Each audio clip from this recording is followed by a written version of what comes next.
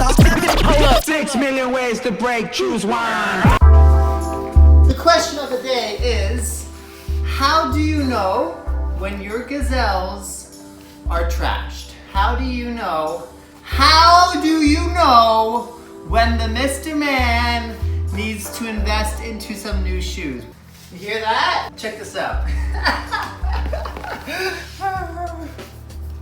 That's what you call zero trend. All right, anyways, enough of my craziness. Well, for now at least. For now. So today we're gonna be going over a move that always felt impossible for me. So growing up, this was a move that I saw many times and I was like, how do people do this move? And until I learned the in-between move, I never got this move. So I'm gonna teach you guys that in-between right now, and then we're gonna go into how to jump into an air freeze.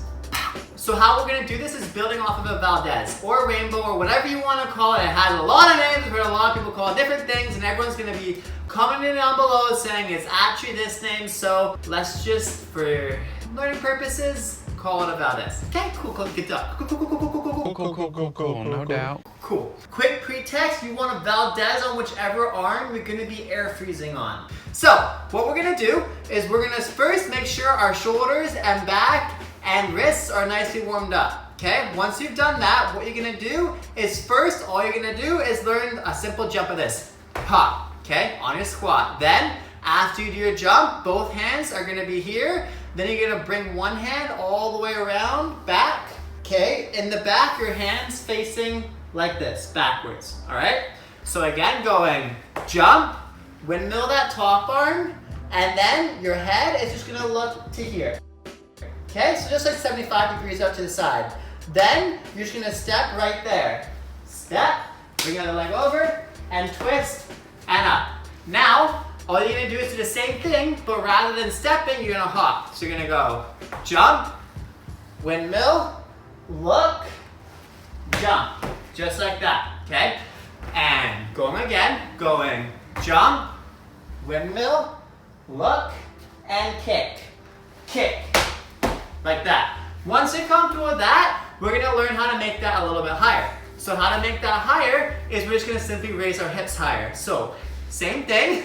Going jump, hand, this time stay facing front, bring your hips up like this, as high as you can, okay? So going jump, windmill, up, like that.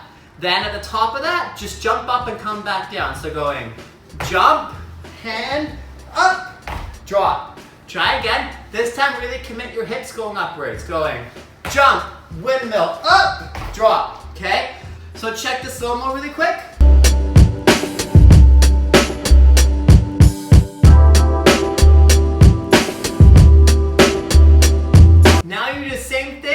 Bring it into that corner like we just did. Just raise your hips with it this time. Going boom, up, hit, down. See how I naturally want to go higher and higher? Because if you raise your hips higher, your body's going to want to go higher. So try again, going that way again.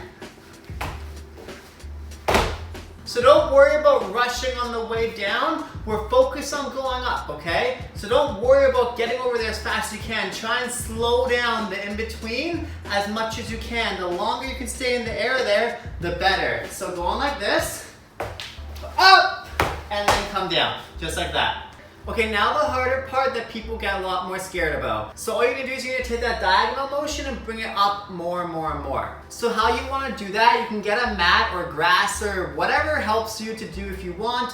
For ease of showcase, I'm gonna just do it on the floor here though. Okay, great. So what I'm gonna do is I'm gonna be doing the exact same thing, but I'm gonna be looking at this hand right here, all the way up, okay? And I'm gonna be slowly bringing that diagonal into a vertical. So don't worry about going straight over yet, just try to go up, okay? Just try to look, rather than looking down, try to look at that hand, okay? So I'm gonna show you guys sideways first, without hitting my fan. Going like that, okay? So basically, you're gonna be following this hand all the way down to your other hand. So you wanna think about bringing this hand right beside that other hand, okay?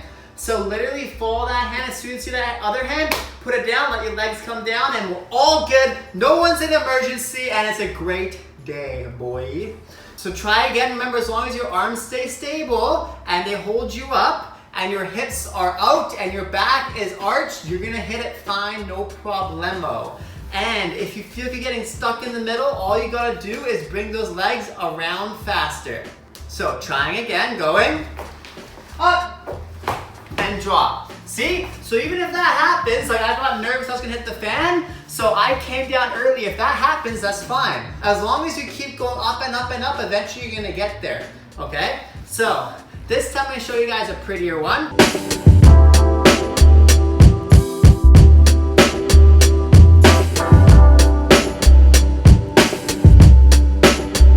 Okay, so once you've got your Valdez down and it starts feeling easier and easier and easier, what a lot of people say is you've got to learn how to go Valdez to handstand.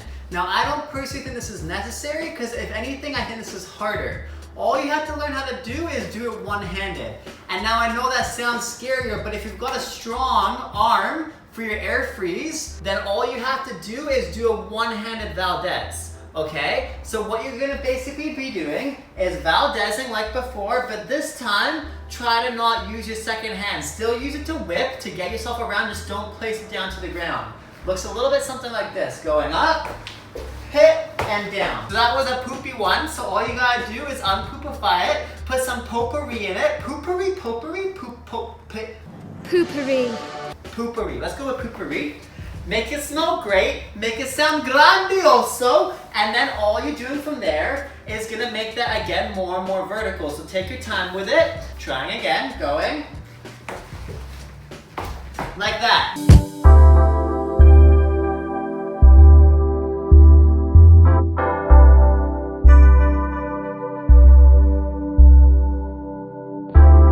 Now, all you gotta do to bring that into an air freeze is slowly start to slow it down. I know it seems scary, but literally all you have to do if you're at the top and you feel like you're gonna freak out, just drop to your butt. So, rather than going all the way over now, we're gonna stop halfway. And that's how we're gonna turn this into an air freeze. So, we're going like this, going up, and then come down. Okay? So you notice that I'm stopping halfway. I'm not going all the way over this time because you're not going to be for your air freeze. So now when you get to the top, just try to hold it, okay? Like this, going, hold, come down. That's not the impact that we want with a jump air freeze, but you can definitely use it as a fluid move as well. So, doing it one more time, this time we're gonna stall it. Stop. So as long as you stay on this side, that's the worst that's gonna happen. You just drop, let go, and let yourself fall to the ground, and your booty may be a little bit sore, but that's all the injuries you're gonna have. All right, now the fun part. Once you've learned how to go over one-handed, you can somewhat stall in the middle there. All you have to do to take that into a jump air freeze is take a little bit of the fluidity out of it and add a little bit more power and dynamics into that. So you want to make sure you have some kind of momentum move to get yourself into it. So for me, I'm just going to use a basic CC because I find that's the easiest and most effective way to get into it on a dime.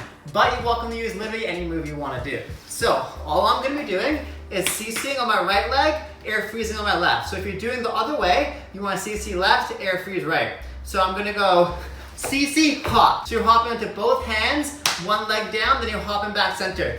Boom, hop. And then you're gonna be prepped to jump backwards. So this can be a little bit scary, so all you're gonna do first is just make it really small. So you're just gonna go here, and you don't have time to do this whole wind up anymore. It's just gonna be a straight back, okay? So make sure you kind of have an idea of how to jump back first. So how we're gonna learn that is literally just by doing a little jump like that, okay?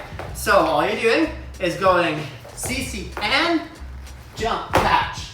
So what are we doing wrong there? How come we can't get higher? Well, we're not using our hips, we're not applying anything we learned with our Valdez. So now all we have to do to bring it up a little bit is apply our hips, our back, and actually jump and send it up a little bit more. So try again, going CC and up.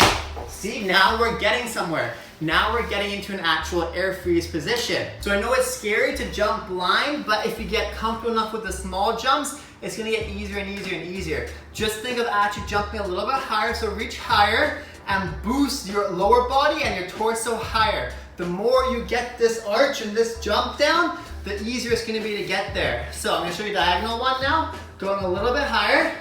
See, and hit. So if you notice, my knees are coming into my chest. Reason being is the easiest one to hit, okay? I also just like the little ball effect. So to do that, all you gotta do is go CC, squat, extend, catch, just like that. So the biggest issues I found I've had with this move is not being able to get my hips high enough because I'm too scared to commit with it. And I get it, I understand, I've been there, it's a scary move, but all you gotta do is make sure, again, that you bring those hips higher. I'm gonna give you guys two examples. One where I don't go high enough and one where I do, okay? So first one, watch.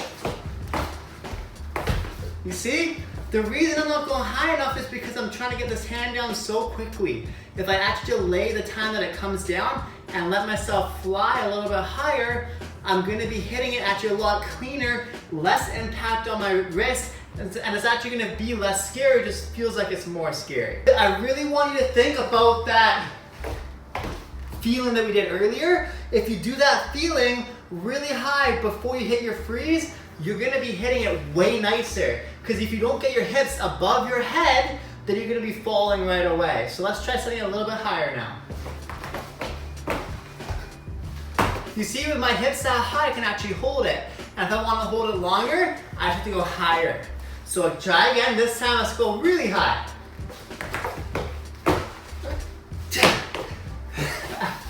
Your boy is tired now.